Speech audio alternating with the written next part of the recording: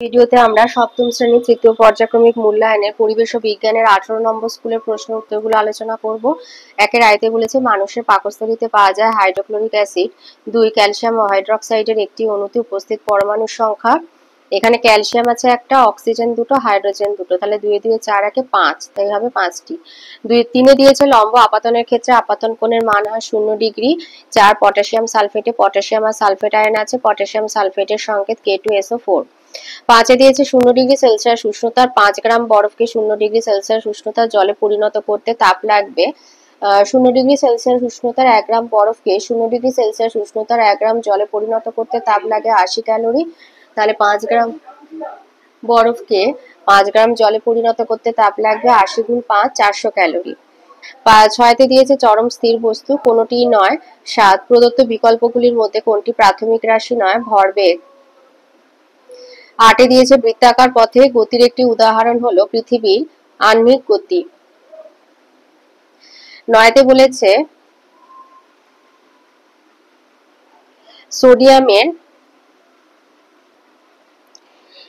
Sodium পরমাণুতে নিউট্রনের সংখ্যা, সোডিয়ামের প্রোটন সংখ্যা হচ্ছে 11, ভর সংখ্যা 23। ভর সংখ্যা মানেই জানো প্রোটন আর নিউট্রন সংখ্যার সমষ্টি, তো 23 থেকে 11 বাদ দিলে হয় 12, তাই নিউট্রন সংখ্যা 12। 10তে বলেছে সমত্বরণে গতিশীল বস্তুর বেগ ক্রমশ বাড়ে। 10 বলেছে 11তে বলেছে ভিনিগার হলো অ্যাসিটিক অ্যাসিড, 12 সাবান হলো একটি ক্ষার, 13 মানুষের রক্তে জলের পরিমাণ 90%, 14 জলবাহিত ভাইরাস ঘটিত রোগ পোলিও, 15 এমন একটি খাদ্য উপাদান যা থেকে শক্তি পাওয়া যায় না ভিটামিন, 16 ভারতীয় ভূখণ্ডে যে পরিমাণ এলাকা অরণ্যে ঢাকা তা হলো 19.7%, 17 যেটির অভাবে রিকেট রোগ হয় ভিটামিন ডি, 18 প্রদত্ত কোনটি জৈব ভঙ্গুর ক্ষর, 19 পৃথিবী থেকে হারিয়ে যেতে পারে যে প্রাণীটি সেটি হলো গঙ্গা শুশু, 20 একটি ম্যানগ্রোভ উদ্ভিদ গড়ান, আর 21 হচ্ছে ছোট মাছে থাকে ক্যালসিয়াম। 2 আয়তে দিয়েছে সত্য মিথ্যা আয়নায় গঠিত প্রতিবিম্ব হলো সমশীর্ষ সত্য। 2 বলেছে কখন কোনো বস্তুর ওপর প্রযুক্ত সার্বিক বল শূন্য হয়ে যাবে। এটা আছে তোমাদের বইয়ের 75 পাতায়।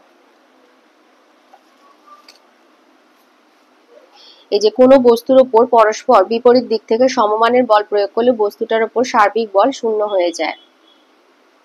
সময় আর গতি চ্যাপ্টারে 75 পাতায় রয়েছে। 3তে বলেছে শূন্যস্থান পূরণ করো, ঋণাত্মক ত্বরণকে মন্দন বলা হয়। 4তে বলেছে সোডিয়াম পরমাণুতে কয়টি প্রোটন কয়টি নিউট্রন আছে। প্রোটন আছে 11, নিউট্রন 12। 5 দিয়েছে কিউপ্রাস ক্লোরাইডের সংকেত CuCl।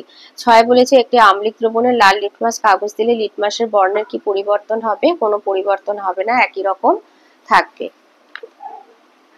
7 দিয়েছে খাদ্য লবণের প্রধান 3টি উপাদানের নাম লেখো। খাদ্য লবণের প্রধান 3টি উপাদান সোডিয়াম ক্লোরাইড, ম্যাগনেসিয়াম ক্লোরাইড আর হচ্ছে ক্যালসিয়াম ক্লোরাইড।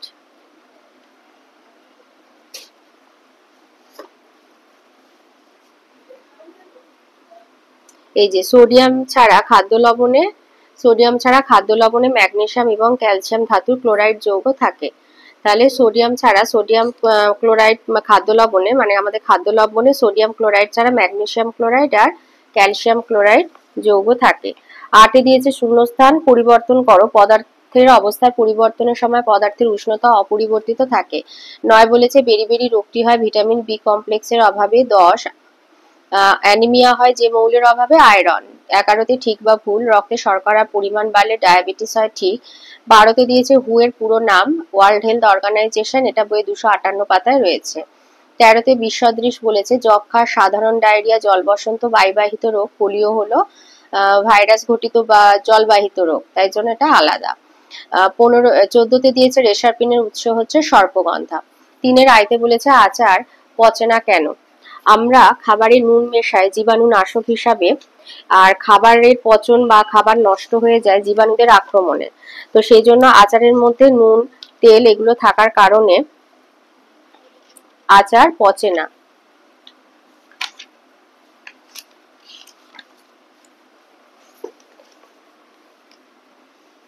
এই যে আমের বা অন্য জিনিসের আচার তৈরি করার প্রধান উপাদান হলো নুন। আচার তৈরির সময় আমের টুকরো বা অন্য জিনিসের নুন মাখিয়ে রোদে কয়েকদিন শুকিয়ে নেওয়া হয়, ফলে নুনের সংস্পর্শে আসা জীবাণুর কোষতরল অভিস্রবণ প্রক্রিয়া বেরিয়ে আসে, তাই জন্য আমের আচার, শুধু আমের নয়, আচার পচে না। দুইতে বলেছে 2 কেজি ভর বিশিষ্ট কোনো বস্তুর উপর 10 নিউটন বল প্রয়োগ করা হলে বস্তুটিতে উৎপন্ন ত্বরণের মান কত হবে। তো ত্বরণ আমাদের নিউটনের দ্বিতীয় গতিসূত্র থেকে আমরা যে বলের পরিমাপের ধারণা পাই বা সূত্রটা পাই, যে বল যদি এফ হয় তাহলে বল সমান ভর এম ইন্টু ত্বরণ এ, তার মানে এফ সমান এম এ। তাহলে আমাদের এখানে এফ হচ্ছে 10 নিউটন, এম হলো 2 কেজি, আর ত্বরণ এ বার করতে হবে। তো এর সমান হচ্ছে এফ বাই এটা এম, এফ বাই এম। তাহলে এফ যদি 10 হয় 10/2 মানে 5 মিটার পার সেকেন্ড স্কয়ার। তিনেতে দিয়েছে সমীকরণ সহ একটি প্রতিস্থাপন বিক্রিয়ার উদাহরণ দাও।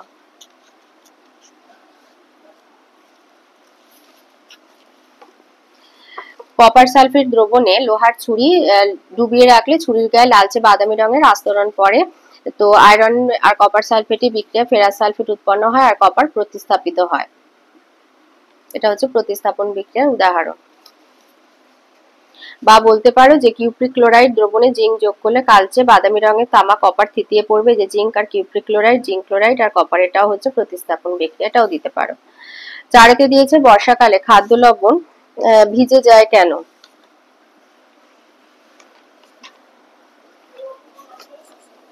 বর্ষাকালে খাদ্য লবণ ভিজে যায় কেন। লিখবে খাদ্য লবণ বা নুনের মূল উপাদান সোডিয়াম ক্লোরাইড, এছাড়াও নুনে ক্যালসিয়াম এবং ম্যাগনেসিয়ামের ক্লোরাইড লবণ মিশে থাকে। সোডিয়াম ক্লোরাইড বায়ু থেকে জল শোষণ করতে পারে না, কিন্তু ক্যালসিয়াম ক্লোরাইড ও ম্যাগনেসিয়াম ক্লোরাইড উদ্গ্রাহী পদার্থ অর্থাৎ বায়ু থেকে জল শোষণ করতে পারে, ফলে ওই জলে খাদ্য লবণ বা নুন দ্রবীভূত হয়ে যায় এবং গলে যায়। 5 দিয়েছে দুধকে কিভাবে পাস্তুরাইজ করা হয়। এটা আছে তোমাদের বইয়ে 294 পাতায়। লিখবে দুধকে প্রথমে এই যে 15 থেকে 40 সেকেন্ডের জন্য 72 থেকে 75 ডিগ্রি সেলসিয়াসে বা 2 সেকেন্ডের জন্য 138 ডিগ্রি সেলসিয়াস তাপমাত্রায় গরম করা হয়। দুধ ওই নির্দিষ্ট তাপমাত্রায় পৌঁছানোর পর প্রায় সঙ্গে সঙ্গে দুধের তাপমাত্রা 3 ডিগ্রি সেলসিয়াসের নিচে নামিয়ে আনা হয়। এইভাবে দুধকে পাস্তুরাইজ করা হয়। 6তে বলেছে ল্যাথারিজম বলতে কি বোঝায়। লিখবে অনেক সময় অড়হর ডালের সঙ্গে খেসারির ডাল মিশিয়ে দেওয়া হয় বা বেসনের সঙ্গে খেসারির ডাল গুঁড়ো করে মেশানো হয়। কারণটা বোঝার দরকার নেই, অন্যান্য ডালের এই লাইনটা লেখার দরকার নেই। অন্যান্য ডালের চেয়ে খেসারির ডালের দাম অনেকটাই কম। একটানা 2-3 মাস ধরে যথেষ্ট পরিমাণে এই ডাল খেলে পায়ে আস্তে আস্তে পক্ষাঘাত দেখা দিতে পারে, এটাই হচ্ছে ল্যাথারিজম। ইথিওপিয়া, বাংলাদেশ, ভারতবর্ষ, আফগানিস্তানে অনেক সময় এই রোগের আত্মপ্রকাশ ঘটেছে। 7 দিয়েছে সাধারণ মাছি দিয়ে ছড়ায় এমন 2টি রোগের নাম। এটা আছে 285 পাতায়। সাধারণ মাছি দিয়ে ছড়ানো 2টি রোগ হচ্ছে টাইফয়েড আর ডায়রিয়া। 4 আয়তে দিয়েছে জীবদেহে জলের ভূমিকা। তো আজকের আমি এটা বই থেকে দিচ্ছি, তোমাদের বইয়ে যেটা আছে 171 পাতায়।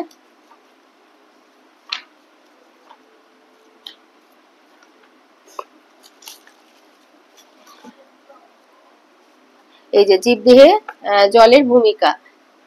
জীবদেহ মানে উদ্ভিদ প্রাণী আর কি উভয়। তো জীবের প্রয়োজনীয়, এক হচ্ছে জীবের প্রয়োজনীয় নানা বিক্রিয়া ঘটাতে সাহায্য করে। 2 বাইরের পরিবেশের তাপমাত্রা দ্রুত বদলালেও পাখি স্তন্যপায়ী জাতীয় প্রাণীদের দেহে তাপমাত্রা নির্দিষ্ট থাকে। 3 প্রাণী দেহে ঘাম হওয়া এবং উদ্ভিদ দেহে বাষ্পমোচনের মাধ্যমে জল বেরিয়ে গেলে দেহ ঠান্ডা হয়। খুব অল্প পরিমাণ জল বাষ্পীভূত হলেও তা অনেক পরিমাণ তাপ দেহ থেকে বেরিয়ে যায়। 4 সহজেই বিভিন্ন বস্তুকে দেহের এক প্রান্ত থেকে আরেক প্রান্তে ছড়িয়ে দেওয়া যায়। 5 জলের গভীরে থাকা উদ্ভিদও খাদ্য তৈরির জন্য আলো পেতে পারে। 2তে দিয়েছে বায়োডাইভার্সিটি হটস্পট বলতে কি বোঝায়, আর আন্দামান নিকোবর অঞ্চল কোন বায়োডাইভার্সিটি হটস্পটের অন্তর্গত।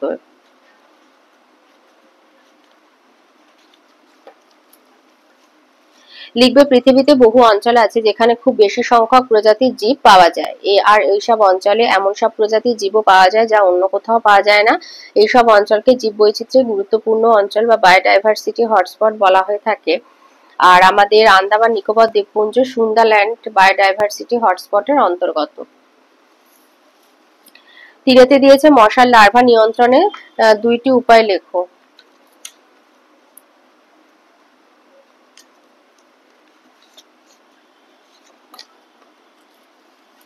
মশা নিয়ন্ত্রণের উপায় হচ্ছে চৌবাচ্চা, বালতি, ফুলদানি ইত্যাদি জায়গার জল 2-3 দিন অন্তর পাল্টাতে হবে। 2 মশার লার্ভা খায় এমন মাছ গাপ্পি, তেচোপো, শোল, ল্যাটা, কাম্বুসিয়া জমা জলে ছাড়তে হবে। 3 নালা নর্দমার বদ্ধ, নোংরা জলে পোড়া মোবিল, কেরোসিন, ডিজেল ছড়িয়ে দেওয়া যেতে পারে, এমনকি ব্লিচিং পাউডারও ছড়িয়ে দেওয়া যেতে পারে। আর মশারি খাটিয়ে শোয়ানো, রাতে মশারি খাটিয়ে শুতে হবে। রাতে বা দিনে যদি মশার বেশি উপদ্রব হয় মশারি খাটিয়ে শোয়া ভালো। রক্তাল্পতা কি? এটা আছে 157 পাতায়, আমাদের মানুষের খাদ্য চ্যাপ্টার, এটা 157 পাতায়। এই যে রক্তাল্পতা হচ্ছে নানা কারণে রক্তে লোহিত রক্তকণিকার সংখ্যা বা লোহিত রক্তকণিকায় থাকা হিমোগ্লোবিনের পরিমাণ কমে যেতে পারে। হিমোগ্লোবিন কোষে কোষে অক্সিজেন সরবরাহ করে। হিমোগ্লোবিন কম থাকলে কোষগুলিতে অক্সিজেনের সরবরাহ বিঘ্নিত হয়, ফলে কোষগুলির শক্তি উৎপাদন প্রক্রিয়া বাধা পায়। সামগ্রিকভাবে মানুষটি দুর্বল হয়ে পড়েন, এটাই হচ্ছে রক্তাল্পতা। রক্তাল্পতা নানা কারণে হতে পারে, যেমন অতিরিক্ত রক্তক্ষরণ, জীবাণু সংক্রমণ, হিমোগ্লোবিন বা লোহিত রক্তকণিকার সংশ্লেষের উপাদানের অভাব। হিমোগ্লোবিনের ক্ষেত্রে আয়রন বা লোহিত রক্তকণিকার ক্ষেত্রে ভিটামিন B12। 1 নাম্বার দিয়েছে, তো লিখবে যে নানা কারণে রক্তে লোহিত কণিকার সংখ্যা বা লোহিত রক্তকণিকায় থাকা হিমোগ্লোবিনের পরিমাণ কমে গেলে যে শারীরিক অসুস্থতা সৃষ্টি হয় তাকে রক্তাল্পতা বলে। 4 দিয়েছে আলোর প্রতিফলনের সূত্রগুলি লেখো। আলোর প্রতিফলনের সূত্র হচ্ছে যে আপতিত রশ্মি আর প্রতিফলিত রশ্মি আর আপাতন বিন্দুতে অঙ্কিত অভিলম্ব একই সমতলে থাকে। বই থেকে দেখিয়ে দিচ্ছি।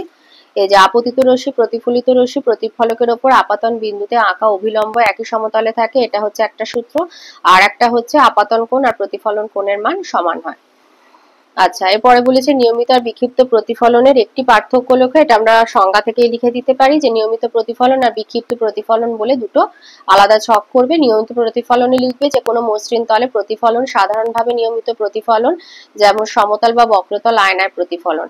আর বিক্ষিপ্ত প্রতিফলনে লিখবে যে অমসৃণ তলে আলোর প্রতিফলন ঘটে, সেই প্রতিফলনকে বিক্ষিপ্ত প্রতিফলন বলে। গাছপালা, মাটি, ঘরের দেয়াল, সিনেমার পর্দা ইত্যাদির উপর আলোর প্রতিফলন।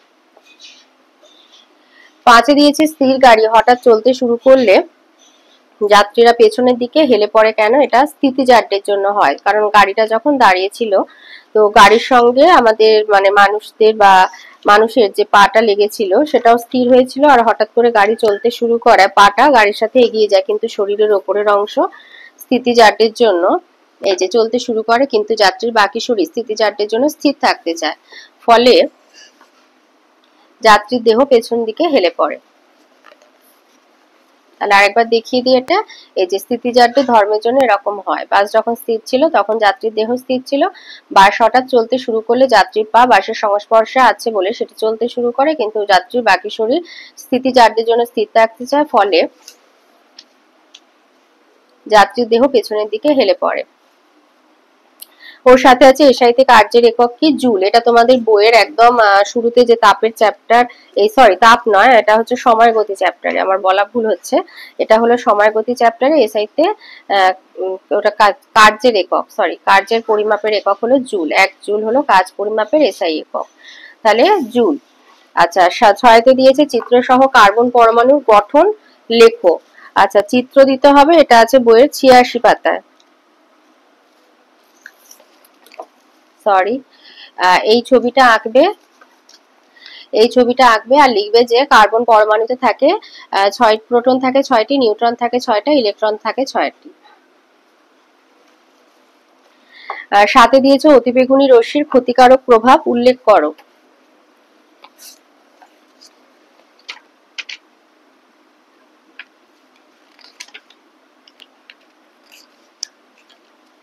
অতিবেগুনি রশ্মির ক্ষতিকারক প্রভাব হচ্ছে এই যে অতিবেগুনি রশ্মি, এই যে অদৃশ্য আলো, এটাই হচ্ছে অতিবেগুনি রশ্মি। এই যে চোখে পড়লে চোখে লেন্সের ক্ষতি হয়, চোখের মধ্যে যে আলোক সংবেদী স্তর বা রেটিনা আছে তার ক্ষতি হয়। 2 সূর্যালোকে ক্যান্সার সৃষ্টি করে। 3 অতিবেগুনি রশ্মির প্রভাবে কোষের খুব দরকারি ডিএনএ অণুর ক্ষতি হয়।